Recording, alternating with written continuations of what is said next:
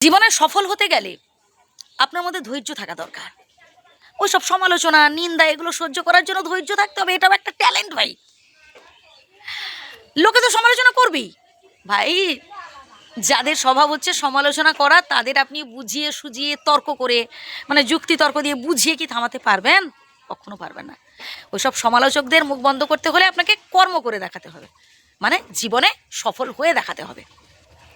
আপনি 10 দিন না খেয়ে থাকুন, দেখবেন কেউ আপনাকে জিজ্ঞেস করছে না আপনি খেয়েছেন কি না, বা কেউ এসে মুখে খাবারও তুলে দিয়ে যাবে না। কিন্তু ভালো কাজ করতেন এমন ফিল্ডে, দেখবেন বহু লোক আপনার পেছনে লেগে পড়েছে। আপনার দোষ ত্রুটি ধরায় তারা ব্যস্ত, কিন্তু সুবুদ্ধি দেওয়ার বেলায় নেই, আপনার বিপদে পাশে থাকার বেলায় নেই, বুঝলেন? আর গাছে তুলে দিতে পারে সবাই, কিন্তু গাছে যখন আপনি কোনো বিপদে পড়ে না, গাছ থেকে নামাতে পারে কজন ভাই? কেউ নেই পাশে। দেখবেন নিচে কাউকে পাশে পাবেন না, মানে গাছ থেকে যখন আপনি নামতে যাবেন, গাছের তলায় কাউকে পাশে পাবেন না। এটাই হচ্ছে ব্যাপার।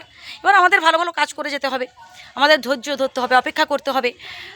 সমস্যা এলে ভয়ে পালিয়ে গেলে চলবে না, সমস্যার মুখোমুখি হতে হবে। কোটিপতি হতে গেলে ভাই ক্লাসে ফার্স্ট হওয়ার দরকার হয় না। আসল ট্যালেন্ট হচ্ছে মনের জোর, এটাই হচ্ছে আসল ট্যালেন্ট।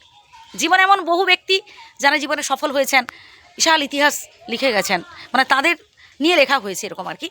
তো তারা যে বিশাল বিশাল ডিগ্রি অর্জন করে ফেলেছেন বা প্রচুর টাকা ছিল তাই, এমনটাও নয়। একেবারে শূন্য হাতে, একেবারে নিচু স্তর থেকেই তারা উঠে এসেছেন ওপরে। তো আপনিও চেষ্টা করুন, পারবেন। আমার টাকা নেই, আমার পরিবার পাশে নেই, কেউ আমাকে সাহায্য করে না, সবাই আমার বিরুদ্ধে, ইত্যাদি ইত্যাদি। এই যে সব চিন্তাভাবনাগুলো, এগুলো বলবো এক একটা নেগেটিভ চিন্তা।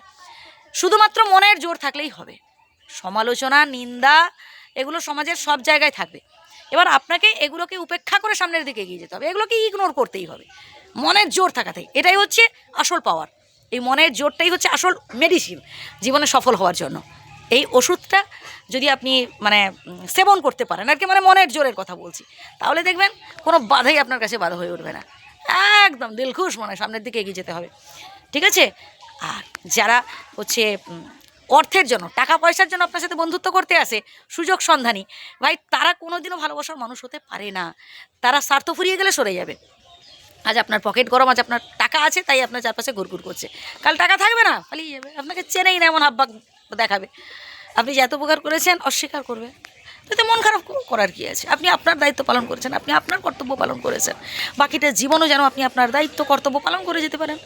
সেই চেষ্টা করে যেতে হবে। আমি চাই আপনি জীবনে ভালো কিছু কাজ করুন, আপনি জীবনে সফল হয়ে দেখান, তবেই দেখবেন ওইসব শত্রুদের মুখে আপনি চুনকালি দিতে পারবেন। যুক্তি দেখিয়ে, তর্ক দিয়ে বুঝিয়ে কোনো লাভ নেই।